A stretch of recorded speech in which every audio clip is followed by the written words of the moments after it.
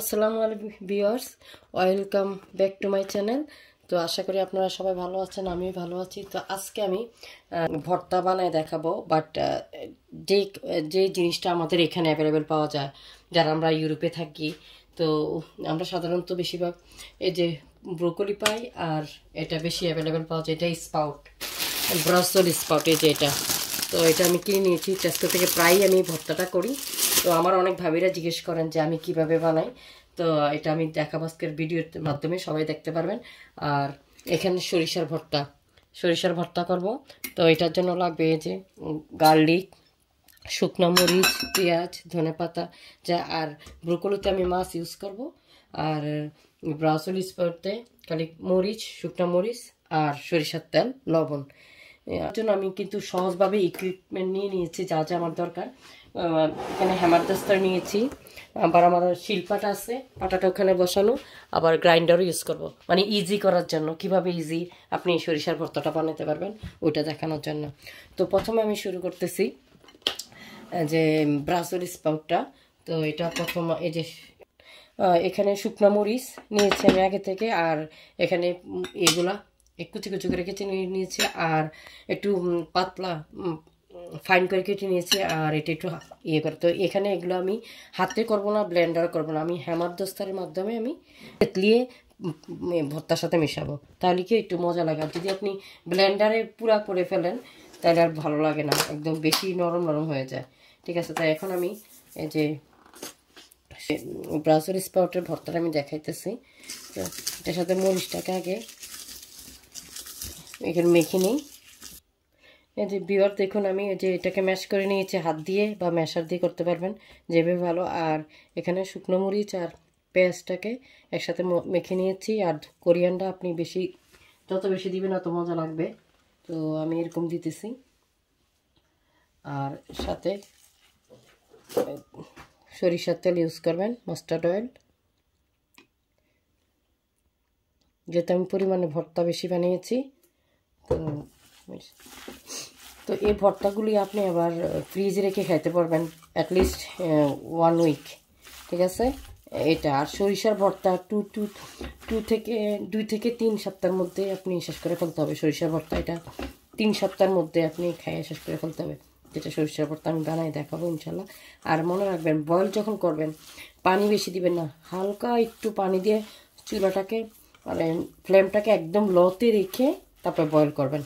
পানি একদম যত কম দেওয়া যায়। আমি আসলে একদম জাস্ট পানিটা দিয়ে ভিজিয়ে রেখেছিলাম, ভিজানোর মতো আর কি, যে স্পাউটগুলো, কারণ ওগুলোর ভিতরে অনেক পানি থাকে।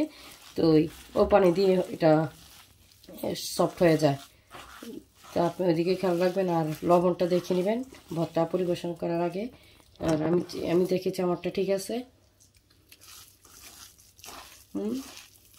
আপনারা আপনাদের স্বাদ মতো লবণ দিবেন।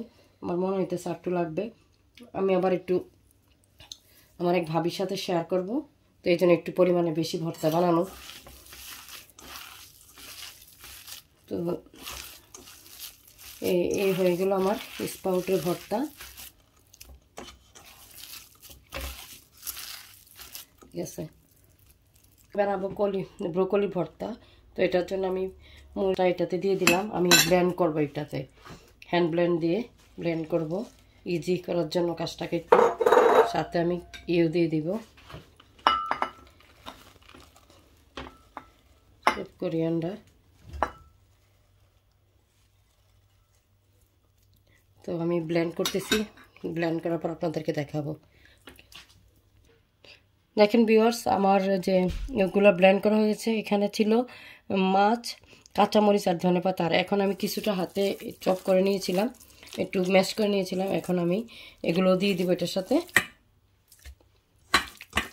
তারপরে আর এখানে এই যে এটাতে হ্যামার দস্তার মধ্যে আমি একটু থেতলি নিয়েছি, এটা পেঁয়াজটা, বুঝছেন। তো এটা দিতে অনেক ভালো লাগবে আর কি। আর যদি এতে ব্লেন্ড করে ফেলি আর যদি এভাবে কুচি করে দিই তাহলে এটা কী হবে, মিশবে না। তো এই জন্য আমি একটু থেতলি দিলাম। তো আমি ম্যাশ করার পরে যখন কীভাবে নেক্সট আমি দেখাতেছি আপনাদেরকে, তো দেখতে থাকুন ইনশাল্লাহ। ভিউয়ার্স আমি এখানে ব্রোকলি মিশিয়ে ফেলেছি, সব গ্রিন দেখা যেতেছে। এখন আমি এই যে থেতলানো যে পেঁয়াজটা আছে সেটা আমি এখানে মিশিয়ে ফেলবো।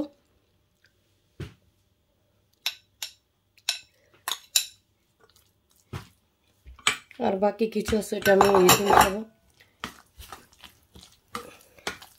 এই যে এইভাবে।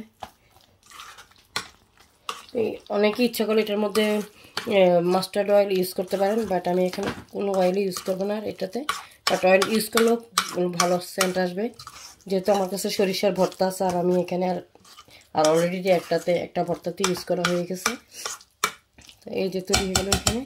তো এখানে চলে যাচ্ছি পরবর্তী ভর্তা, সেটা হচ্ছে সরিষার ভর্তা।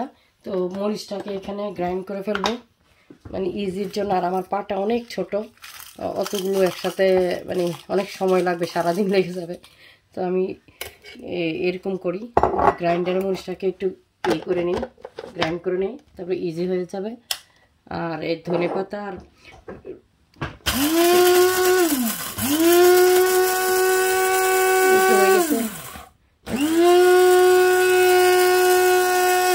তারপর এখন আমি আগে রসুনটা আর ধনেপাতাটা বাটবো, তারপর মরিচটা ইউজ করব। তো আমি বেটে নেই, আপনাদেরকে দেখাতেছি। তারপরে আমি সরিষা বাটবো। ভিউয়ার্স দেখুন, এগুলো হচ্ছে গ্রাইন্ড করা মরিচটা আর রসুন আর ধনেপাতা একসাথে বেটে আমি রেখেছি। আর এখন আমি ইয়েটা বাটতেছি, সরিষাটা। তো এগুলো বাটানোর পর আপনাদেরকে দেখাবো বাটা হওয়ার পরে। ভিউয়ার্স দেখুন, আমি এই যে এখানে সরিষাটা বেটে আবার এই যে মরিচ আর ধনেপাতার রসুনের মিক্সিংটা আবার বাটতেছি, এটার সাথে বাটতেছি যাতে মিশে যায় খুব ভালো করে।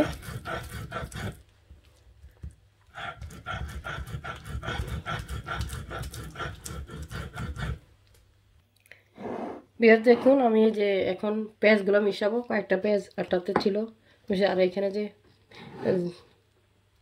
যে থেতলিয়েছিলাম ওগুলো আমি এটার সাথে মিশিয়ে দিব, কারণ পাটাতে এগুলো করা হার্ড। আমার পাটাটা অনেক ছোট।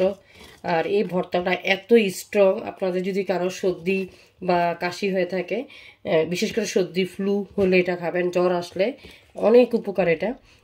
তারপরে খাবেন, এটা অনেক ভালো শরীরের জন্য। বাচ্চারা খাইতে পারবে না, একটু বড় মানুষরাই খেতে হবে। তো খুব মজা এটা, আর খুব হেলদি, কোনো ওষুধের প্রয়োজন হয় না। তো এখন আমি হাত দিয়ে এভাবে মেখে নিব। আপনারা ইচ্ছা করলে স্পুন ইউজ করতে পারেন, কোনো সমস্যা নাই। তো আমি হাত দিয়ে করব, হাতের মজাই একরকম। তো যদি ভালো লাগে প্লিজ আপনাদের যদি কারো উপকারে আসে, এই ভর্তাগুলো কীভাবে বানাতে দেখালাম। একটা হচ্ছে ব্রাসেল স্প্রাউট, আর একটা হচ্ছে ব্রোকলি। সাধারণত এই সময় আমি খুব এগুলার ভর্তাই সাধারণত করি। তো আপনাদের যদি ভালো লাগে আপনাদের ফ্রেন্ড অ্যান্ড ফ্যামিলির সাথে শেয়ার করবেন, আর আমাকে সাবস্ক্রাইব করবেন। দেখা হবে নতুন কোনো ভিডিও নিয়ে। আল্লাহ হাফেজ।